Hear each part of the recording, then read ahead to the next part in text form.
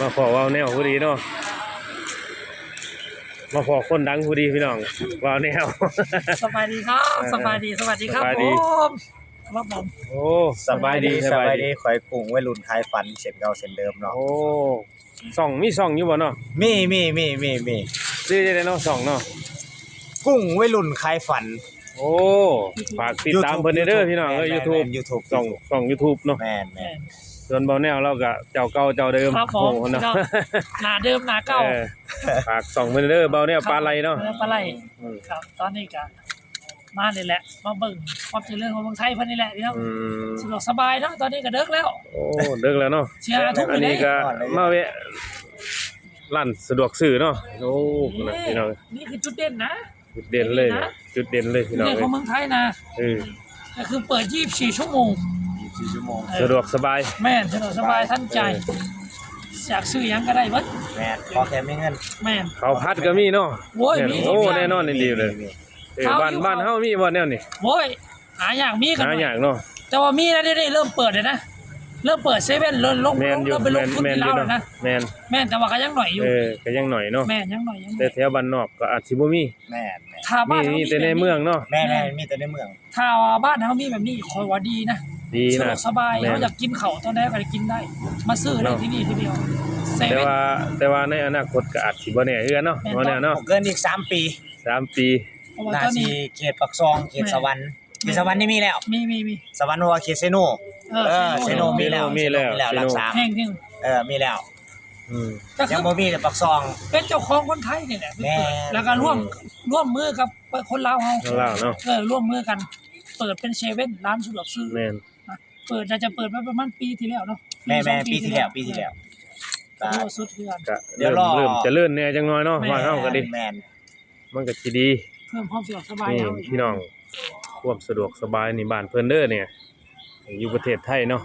อันนี้เฮาบ่ได้อวยนะบางคนสิว่าเฮาอวยประเทศไทยบ่แม่นนะ แม่น แต่เฮารักความเขาเป็นจริงสิ่งที่มันจับต้องได้นะ แม่นอยู่ อัน บ่ นี้ แน เฮาว บ่ เล ได้ ย อวย แม่น แต่เฮารักความเป็นจริงเท่านั้น แม่น แม่ให้เห็น บาวิกับมาพอเพิ่นพอดีเนาะพี่น้องเนาะ ส่องยูทูบเบอร์ใหญ่เด้อพี่น้องนี่ เบาเนี่ยปลาไหล ยังบ่ทัน เออบ่ใหญ่ก็ถือว่าโอเคเนาะก็ค่อยๆก้าวหน้าไปเรื่อยๆนะพี่น้องอันนี้ก็เอาเก็บภาพบรรยากาศที่ว่าร้านสะดวกซื้อนะอยู่ประเทศไทยเนาะ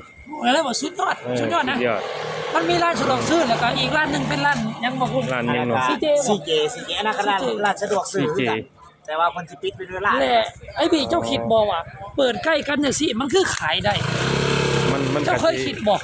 มันก็อาจสิเป็นเรื่องของประสบการณ์หรือว่าการค้าการขายเพิ่นอาจสิมี แม่ จุดเด่นของเพิ่นแหละเนาะ นี่แหละ แม่น พอยังบอกว่าคนไทยนี่ มันบ่มีขอขัดแย้งกันประเด็นมันสามารถเปิดแข่งกันได้ เปิดแข่งกันได้ เออ แล้วแต่ความสามารถให้มัน แม่นแล้วแต่ความว่าผู้ใดบริการดีกว่า แม่น นี่แหละเพราะเนี่ยถึงบอกว่าด้านบริการ เป็นสิ่งที่สำคัญ แม่ ถ้าเจ้าบริการดีคนนั้นก็จ้อง แม่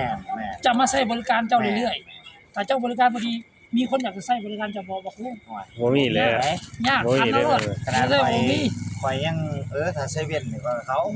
เจ้าอยากไปบ่เอาข่อยถามหน่อยเขาคนมีคนบริการเจ้านี่บ่ดีเจ้าอยากเข้าบ่ ห่วยบ่อยากเข้าได้ แต่เข้าไปนั่นเลย แม่น ถึงเจ้าจะมีคู่แข่งหลายก็จริง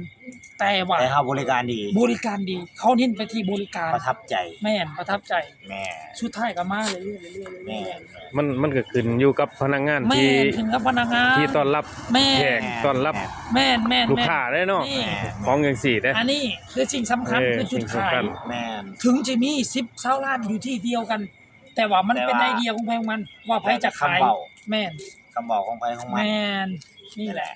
ถึงจะมีร้านมากมายแต่สุดท้าย แม่น ถ้าเจ้าบริการดีลูกค้าก็จะมาเรื่อยๆ แม่ เรื่อย แม่ ๆนะบ่มีวันจบสิ้น แม่ นะ แม่ คืออย่างที่พ่อแน่บอกเลยว่าพุ่งไปร้านหนึ่งบริการบ่ดีเจ้าอยากเข้าอีกบ่ล่ะ ห่วยบ่เข้า มันแล้วแล้วรอบ เทื่ เดียว รอบเดียวเท่านั้น เทื่อเดียวจ แม่น บ บ่ล่ะเออ แม่น อ่ะโอเคเนาะสำหรับคลิปนี้ก็มาพบพ่อเบาแนวกับ ครับผม กับเบากุ้งเนาะ แม่น อันนี้ก็เล่าเรื่องเล่าในการค้าการขาย แม่น ร้านสะดวกซื้อ แม่ อยู่ประเทศไทยเนาะ ความสะดวกสบาย แต่ยังถ้ามีโอกาสเฮาก็สิได้กลับไปฟังเล่าวเนาะว่า การร้านสะดวกซื้อมันเป็นแบบใด แม่น จังได แม่น เนาะ แม่น มาเปรียบเทียบกันนะพี่น้อง ให้เบิ่งตัวอย่างมันจะต้องตัวอย่าง อ่ะ ให้เบิ่ง สำหรับคลิปนี้มาวิขอลาไปก่อน โอเค อย่าลืมฝากกดไลค์กดแชร์ในเด้อพี่น้องเอ้ย ครับ